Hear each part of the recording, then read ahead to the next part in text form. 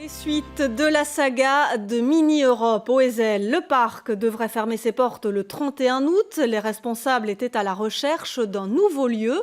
De nombreuses pistes ont été évoquées. Cette fois, cela semble bien engagé. Selon la dernière heure, Mini-Europe s'installerait à Uccle, derrière Nemo 33. Thierry Méhus, l'administrateur délégué de Mini-Europe, est avec nous en direct. Bonjour. Alors, vous confirmez cette information, Thierry Méhus ? Bonjour.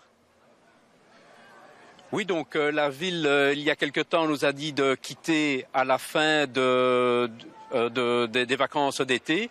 Et donc, nous devons trouver une solution, puisque la ville nous a donné encore aucune intention de vouloir nous garder ici à long terme. Donc, dans le plan B, se trouve la possibilité de Nemo 33.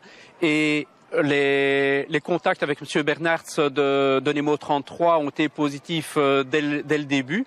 Et donc, nous avons déjà contacté la commune pour voir la faisabilité du projet. Et donc, ça avance bien. Donc, c'est un plan B et je dirais qu'il est de plus en plus positif. Alors bon, on vous entend bien, on vous comprend bien. Le plan A, ça reste bien sûr de rester sur le site du Ezel. Aller à Uccle, est-ce que cela ne vous inquiète pas? Il y a quand même cette question qui se pose. Est-ce que les touristes, est-ce que le public vous suivrait jusqu'au fin fond d'Uccle? C'est quand même assez excentré. Alors, il est vrai que le plateau du Ezel est une localisation remarquable avec les synergies avec Océade, avec l'Atomium, avec Kinépolis. Donc le site est vraiment remarquable, c'est indiscutable. Maintenant, si on n'a pas le choix, Uccle est quand même une bonne opportunité en tram à partir de la gare du Midi, ce n'est que 22 minutes, donc c'est tout à fait faisable pour les nombreux touristes étrangers.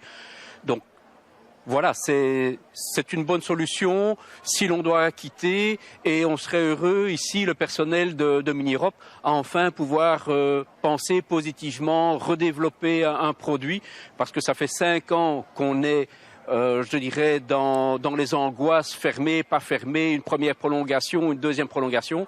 On est à 2 mois de la fermeture et la ville ne nous a toujours donné aucun signe positif de notre maintien ici à long terme. Pas de signe positif de la ville, ça veut dire que le dialogue est tout à fait rompu et que là maintenant vous fermerez, c'est définitif, à la fin du mois d'août, ou vous comptez éventuellement pouvoir prolonger s'il y a ce plan B qui se dessine? Alors, ce que j'ai toujours dit, c'était de ma volonté de rester ici. Tout est logique. C'est bon pour les Bruxellois, c'est bon pour l'économie bruxelloise. Donc, tout devrait nous inciter à rester ici, suivant les désirs de la ville et de la région. Donc, maintenant, donc, que faut-il faire d'autre? Alors, la ville, après un premier contact avec les consortiums, est prêt à redonner une toute petite prolongation, mais c'est pas comme ça qu'on peut gérer une entreprise, c'est pas comme ça qu'on peut gérer le personnel, qui ont aussi leur vie, qui aimeraient bien en savoir plus pour leur profession. Ils ont des projets familiaux, doivent-ils s'attendre à déménager, à trouver autre chose, peuvent-ils faire des emprunts hypothécaires? Chaque fois avec des petites prolongations d'1 an ou 2, ce n'est pas tenable. Donc nous avons dit à la ville, si nous avons des perspectives à moyen ou long terme, nous sommes prêts à rester. Sinon, nous devons activer les plans B. Thierry Méhus, dernière question. Si ce plan B se confirme, vous voyez la réouverture du parc de Mini-Europe quand? Quelle date? Est-ce qu'il y a déjà un calendrier?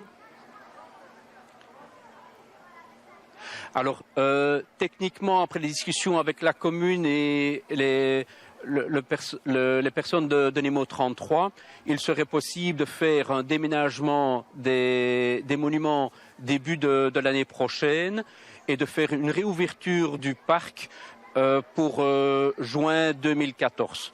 On devra trouver des solutions temporaires pour reloger les bâtiments, l'administration, etc. Mais heureusement, il y a une très très bonne collaboration avec Nemo 33 et on pourrait déjà disposer d'une partie de leurs installations.